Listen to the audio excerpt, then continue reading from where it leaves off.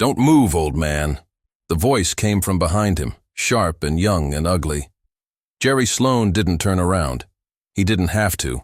The thick tension in the air told him everything. He could feel the heat off their bodies, the uneven breath of fear and adrenaline behind teenage bravado. One of them giggled. Another spit near his boot.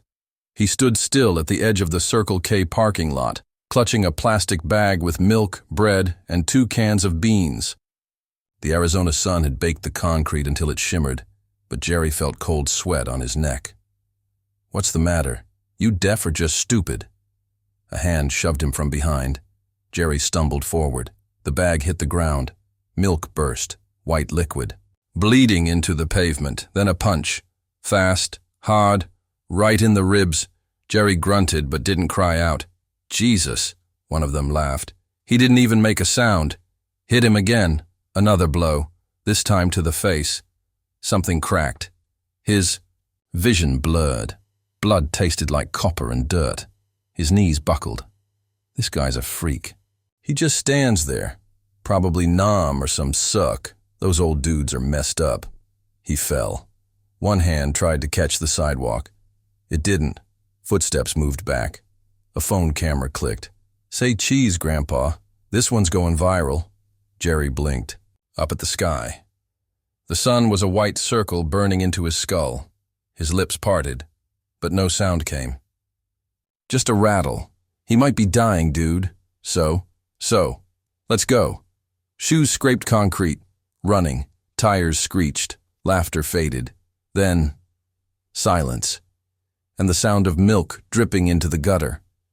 Before we continue, I'd love if you subscribed and let me know in the comments where you're watching from. I really enjoy reading them. When he came to, the clerk was standing above him. A young woman. Nervous eyes. "Sir?" "Sir, I called 911. They're on the way." He waved a shaking hand. "No." His voice rasped like gravel. "No cops." "But they beat you?" "No cops." She hesitated. Looked around. He sat up, coughing. Something loose rattled in his chest. Blood dripped from his chin onto the concrete. "Please," he whispered, "help me get home." An hour later, Jerry sat in the bathtub, clothes still on, water turning pink. His hand trembled as he touched his face. Broken lip. Swollen. Cheekbone. The mirror was a cracked thing on the medicine cabinet, and it showed him an old man with eyes like wet ash. He leaned back and let the water cover his ears. The sound became distant, muffled, like chopper blades over rice paddies. "Medic, God damn it. We need a medic." He could almost hear it, almost smell it. Jungle rot, blood, gun oil. But when he opened his eyes, there was only the bathroom, the mildew on the ceiling, and the hum of the swamp cooler. That night, he sat in the dark with an old pair of binoculars. Across the street, through gaps in the mesquite trees, he watched a small stucco house, dirty red car in the driveway. Lights on in one room.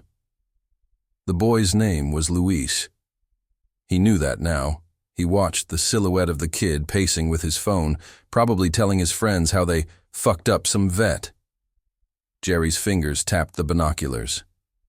Steady. Measured. In the kitchen, a pot boiled. He'd started tea, just like he used to after patrol. He didn't call the police. He didn't tell the VA. He just watched and waited. The morning came with heat and dust. Jerry's lungs rattled like old paper bags as he opened the blinds. Light pierced the room like shrapnel. His breath caught, cough, wet, deep, red specks on the inside of his hand. "Still here," he muttered. He pulled on a faded flannel shirt, one sleeve torn at the cuff. Every movement ached. His body was a rusted machine, but he moved. He always moved. The knock came just as he sat down with his coffee. 3 soft raps. He froze. Another knock. Then a voice. "Mr. Sloan, it's Diane, from next door." He opened the door, slowly. Diane Kane stood there with a covered dish and concerned eyes. "I saw what happened," she said. Nothing happened. Jerry, come on. I saw you come home bleeding. You don't have to lie. He looked past her. The red car across the street. The blinds in Luis's window moved. I'm fine. You're not. Leave it, please. She hesitated, then pushed the dish into his hands. Soup, chicken and rice. You should eat. He nodded. Thank you. But he didn't eat. He sat at the table, staring at the steam curling from the bowl. The next few days blurred. He watched Luis come and go. School. Friends. Laughter. Each laugh was a blade. Jerry began writing things down. Times. Routes. Who he met. Where he went. He bought a small tape recorder from a pawn shop. Recorded whispers. Luis Alvarez, 16. Walks to Circle K after school. Never looks back. At night, the dreams came stronger. Men screaming. Sandbags exploding. Flies buzzing around. Wounds. In one dream he saw his son. Not in uniform. In a hoodie. Laughing, he woke up screaming. Sweat-soaked sheets. The gun under his pillow clutched tight. Wednesday, 3:13 p.m. Jerry waited behind the hedge near the stop sign. Luis walked past. Alone, backpack slung over one shoulder. Jerry stepped out. Luis. The boy stopped, blinked, recognized him. His smirk vanished. What the fuck? Jerry raised a hand. Just talk. Luis looked around. No one. Look, I didn't mean to go that far. It was just a joke. Jerry's eyes were ice. Joke. We didn't think you'd fall like that. You're old, but shit, man. You scared me. You just stared. Jerry took a step closer. Luis backed up. You posted the video. No, I didn't. I swear. That was Javi. He has my phone sometimes. I didn't. Where does Javi live? Luis's mouth opened. Closed. I'm not telling you shit. Jerry nodded slowly. That's okay. I already know. He turned and walked away. Calm. Deliberate. Behind him, Luis stood frozen. That night, Diane heard something. A low rumble. A motor starting at 2 a.m. She peeked through her curtains. Jerry's truck pulling out. No lights. Heading west, toward Javi's street. She clutched her robe tighter. Watched until the dust settled. Something deep in her gut turned cold. The next morning came slow, like blood seeping through cloth. Jerry hadn't slept. He sat at the kitchen table, unmoving, hands flat on the surface. The window beside him was cracked open, letting in the dry buzz of cicadas. His mind wasn't in Arizona. It was back in Quangtri, 1968. A boy with an AK, no more than 14, smiling wide right before the grenade dropped at Jerry's feet. The kettle whistled. He didn't move. A knock, then again, louder. Mr. Sloan? Jerry? Diane. He didn't answer. The door creaked open. Anyway, you left your lights on all night. You okay? She stepped in slowly. Saw the look on his face. Jesus. You didn't sleep. No. Did you go out last night? He looked at her. Silent. She stepped closer. Jerry, if you're planning to do something, I need to know. He finally spoke. You don't need to know anything. That's not true. I was married to a Marine, remember? I've seen that look before. Right before a man does something he can't come back from. He stood. Slowly. Then you know there's a line. And sometimes crossing it isn't wrong. He drove again that night, this time past Javi's house.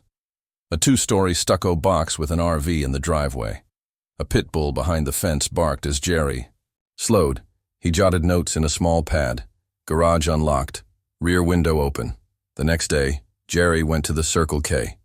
Same clerk. She froze when she saw him. You shouldn't be here, she whispered. Those boys, they've been back, asking about you. Who? Javi. And a couple others. Luis, too. They think you told the cops. Jerry leaned closer. I didn't, but maybe I should've. You should just stay away from them. They're not right. He looked her in the eye. Neither am I. That night, something changed. A knock at his door. He opened it. Luis stood there, alone. Hoodie zipped to his chin, eyes darting. You said you knew where Javi lives. You went there, didn't you? Jerry didn't answer. Luis took a breath. He's scared. Like really scared. He said someone was outside his house last night, watching. Good. Luis's voice rose. What the fuck are you trying to do, man? You want to scare him to death? Jerry stepped forward. Death is a teacher. Fear is the lesson. Luis's bravado cracked. You're not right in the head. I watched my best friend bleed out with his guts in a sandbag. I listened to my son die over a phone line. Don't talk to me about right in the head. Luis stared, stunned. What happened to your son? Jerry didn't blink. Afghanistan, a roadside IED, took half his squad. The half that didn't die was taken. Some never came back. One of them did. Javi's older brother. Silence. Luis stepped back, shaken. You think this is about your son? Jerry didn't answer. Luis ran. Midnight, Diane sat on her porch smoking. She hadn't smoked in years. Then she saw it. Jerry's truck, slow and crawling down the hill. She stood. Jerry! He didn't stop. She stepped into the street. God damn it, Jerry, don't do this! The truck rolled by, windows dark, eyes forward. She was shaking. Something awful was coming, and she wasn't sure if it was Jerry bringing it or trying to stop it. The storm hit just after sunset. A dry lightning storm typical for Phoenix in early summer. All flash, no rain.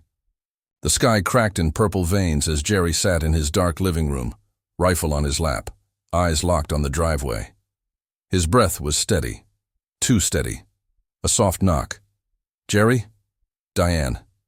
Again. He didn't move. Jerry, I heard yelling.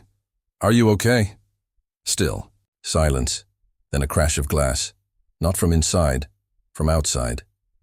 Jerry shot up. He opened the door and stepped onto the porch, rifle down at his side. A rock lay near the curb. His truck window was shattered, spray painted on the hood. Kill yourself, old freak. He scanned the street. Empty. But his pulse throbbed in his ears. Diane stepped beside him, pale. Oh my God. Jerry. He raised a hand. Go back inside. Lock your doors. Jerry. Now. She froze, nodded, backed away. The next morning, Jerry drove to Javi's house. Didn't knock, didn't wait. He stood on the front lawn, rifle strapped to his back, voice like stone. Javier Alvarez, come outside. A window creaked, a woman screamed, then the door opened, and a man stepped out instead. Bigger, broader, early 30s, Javi's older brother. You want to scare kids, Gramps? You just scared the wrong house. Jerry didn't flinch. You came back from Kandahar. You know what we left there. The man squinted. How the fuck do you? You left men behind. One of them was my son. You lied in your debrief. The man stiffened. You don't know shit. Jerry took a step closer. You saw them take him. You didn't stop it. You told the brass he bled out. The man's voice dropped. You need to leave, now, before this gets ugly. Jerry's voice was ice. It's already ugly. Behind them, sirens. Someone had called the cops. Jerry turned, walked to his truck, didn't wait, didn't look back. That night, Diane cornered him on his porch.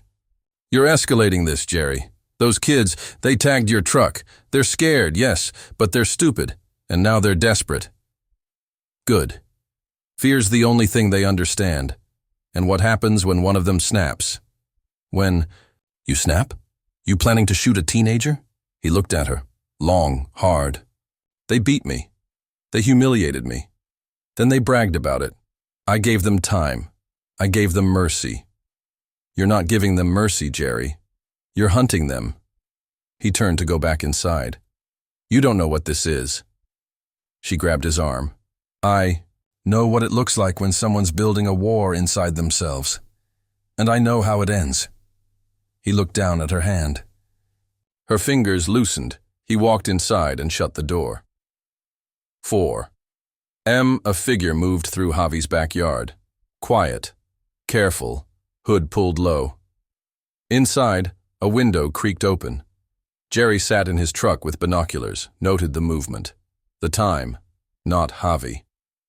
Luis, he followed. Headlights off. The truck rolling slow. Luis walked 5 blocks, through an alley, into a back door of an abandoned mechanic shop. Jerry waited 10 minutes, then followed. Inside, a small circle of kids, flashlights, spray paint, firecrackers, planning something. Luis saw him first. Shit. Jerry raised the recorder, clicked it on. You're planning another hit? On me or her? Javi stood. You can't prove anything. Jerry stepped into the light, his face calm, cold. I don't need proof. I just need truth. And you just gave it to me, Javi sneered. What now, old man? You gonna shoot us? That it? You want us scared forever? Jerry said nothing. Then he dropped the recorder and walked out. He didn't look back, but the kids didn't speak for a long, long time. The next morning, Jerry found a folded note stuck in his screen door. We know what you did. Back off, or next time it won't be paint. No signature, no surprise. He burned it in the sink. At the VA clinic, the waiting room smelled like ammonia and old sweat. Jerry sat across from a trembling man in a desert storm. Cap, who couldn't stop scratching his arm. You think they know what we did? The man whispered, eyes darting. Jerry didn't answer. He just stared at the dusty flag on the wall. When his name was called, he followed the nurse down the hall, past peeling posters. Suicide prevention starts with you. In the exam room, Dr. Patel raised an eyebrow. Mr. Sloan, I see your ribs are still bruised. You didn't report the assault. Didn't need to. Well, someone did. Officer Gutierrez left his card. Wants you to call. Jerry took the card. Didn't look at it. And you're breathing? Same. Dr. Patel sighed. You know Agent Orange doesn't care about pride. If you keep... I said it's the same. Outside, leaning against the sun-warmed hood of his truck, Officer Gutierrez waited. Young. Clean uniform. Not born when the war ended. Mr. Sloan can... We talk? Jerry got in the truck. Mr. Sloan, this won't go away. These kids... They're scared. They should be. Gutierrez put a hand on the door. Jerry stared at it. We got a report from a Luis Alvarez. Says you threatened him. I told him the truth. He didn't like it. You've got a right to be angry. But you don't have a right to stalk minors. Jerry started the engine. Gutierrez stepped back. You keep pushing this. Someone's going to get hurt. Jerry looked him in the eye. Someone already did. That night, he returned to the mechanic shop. Empty. No flashlights, no kids. But something on the floor. A piece of paper. He picked it up. A photocopy. Grainy. A photo of his son, Private Raymond Sloan. Folded into it, a newspaper clipping.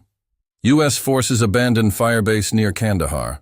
Dated 2 weeks before the official statement. Jerry's hands shook. On the back, a scribbled sentence. He wasn't the only one. The next morning, he stormed into Diane's kitchen. She was still in her robe. What is this? He barked, slamming. The paper down. She stared at it. Where did you get that? Don't play dumb. You were in Intel, weren't you? I saw the ribbons. You knew something. Jerry. Tell me. Was he captured? Was he traded? She looked away. Voice low. There was a program. Prisoner trades. Not official. Quiet. Disposable men. You knew? I suspected. Not until months after. Raymond's name came up. Redacted. But it was him. I tried to tell you, but you were too far gone. Jerry grabbed the counter, trying to breathe. You let me think he died in that ditch. He might have. Or he might have gone into a camp. Some never came back. Some was seen years later. Silence. Javi's brother. He was one of them. Jerry's eyes darkened. And he's back now, walking around like none of it happened. They used him. Same as your son, same as all of them. He turned and walked out. Diane shouted after him, "Don't do something you can't undo, Jerry." He didn't stop. That night, a house burned. Not Jerry's, Javi's. Sirens howled into the night.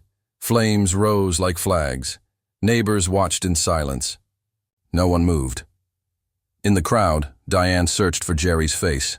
Didn't find it, but someone else saw her. Officer Gutierrez. He walked over. Quiet.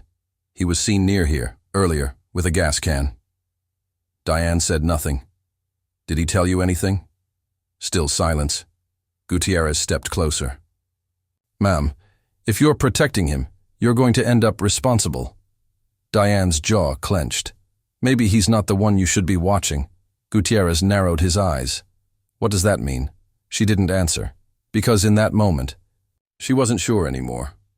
3 days passed. No one saw Jerry. The police combed the neighborhood. Diane was questioned twice. Gutierrez circled like a hawk, polite, but always watching. Javi and his family were placed in a hotel. No arrests were made, but tension tightened like a noose. Then Diane found the note, taped to her back door. In Jerry's, shaky handwriting, "Follow the silence. West Side Canal, sunset, come alone." She arrived just as the sun bled across the desert sky. The canal glistened under fading gold.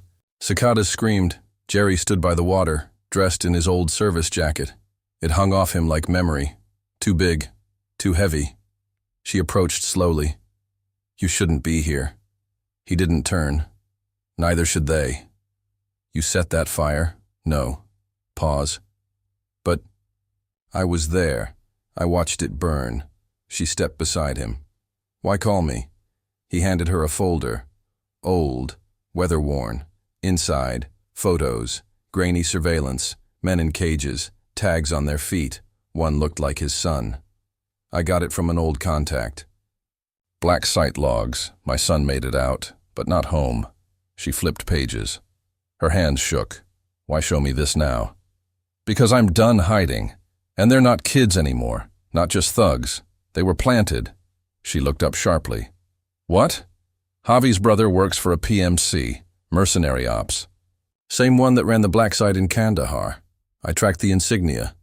The same kids that beat me? They're recruits. Early grooming. Jesus.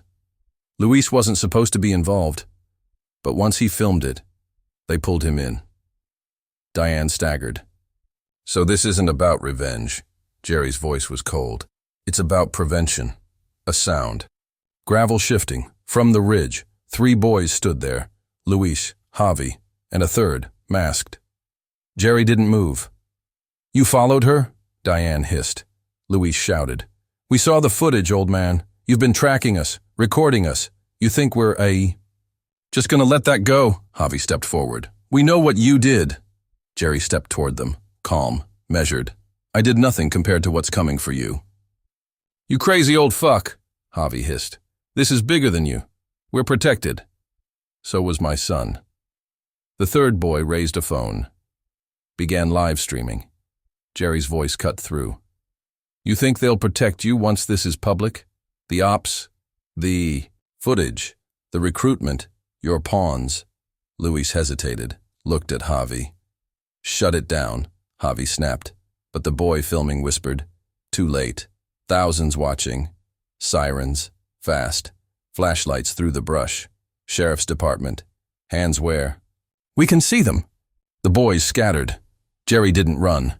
He raised his hands slowly. Diane stepped forward. He's not armed. He came to turn over evidence. Gutierrez emerged from the squad car, stared at Jerry, then Diane. Is it true? She handed him the folder. You, tell me. He opened it, read. His face changed. We're gonna need backup. and a whole lot of explanations. 2 weeks later, Javi was gone, disappeared before charges filed. His brother vanished too. The PMC dissolved, or went deeper underground, Luis testified. Entered witness protection. Diane moved. No goodbye. Jerry remained, alone, quiet, watching, until one night a letter arrived. No return address. Inside, a single photo, grainy, jungle, a man with Jerry's eyes, and on the back, handwritten, still breathing, still waiting.